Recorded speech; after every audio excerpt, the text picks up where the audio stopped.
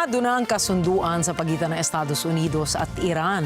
Ayon kay Pangulong Donald Trump, ilalabas ang mga detalye ng kasunduan pagkatapos ng formal na paglagda ngayong Biyernes. Si Chantal Santos para sa report.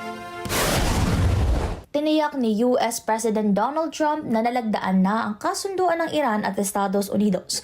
Bukod nito, sinabi rin ni Trump na bukas na ng bahagya ang Strait of Hormuz.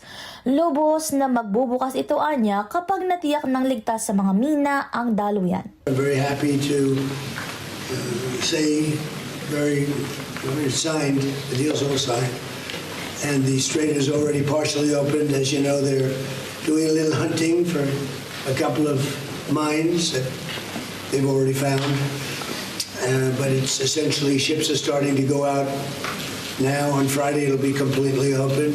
Ayon kay Trump, magiging toll-free na ang strait.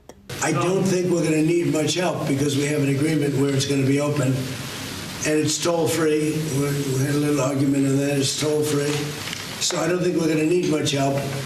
But I don't think it's a bad idea to have a ship or two up here from a few countries.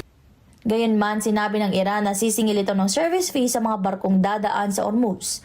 Katabi si French President Emmanuel Macron sa paghahanda sa G7 meeting sa France, sinabi ni Trump na hindi pa sigurado kung dadalo siya sa signing ceremony sa Geneva ngayong Biyernes.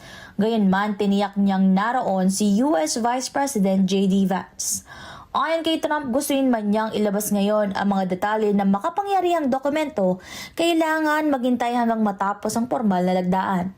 Nang tanungin siya kung kasama sa deal ang sanctions relief para sa Tehran, narito ang kanyang sagot. No, it doesn't. Well, they have to.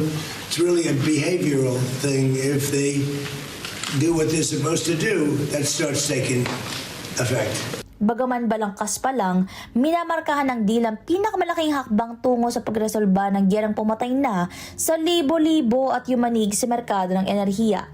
Ayon sa isang opisyal, isasaad sa Memorandum of Understanding ang istruktura kung paano gagalaw ang relasyon ng US at Iran sa hinaharap. Sinabi nito na anumang benepisyo para sa Iran, tulad ng paglabas ng frozen funds nito at sanctions relief, ay depende kung makikipagtulungan ng Tehran sa Washington ukol sa kanilang nuclear program. And the main thing is that Iran will not have a nuclear weapon.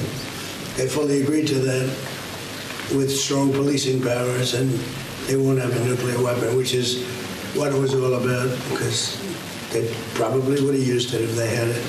Chantal Santos, Net 25 Americas, para sa Mata ng Agla International. Trusted, connected, on point.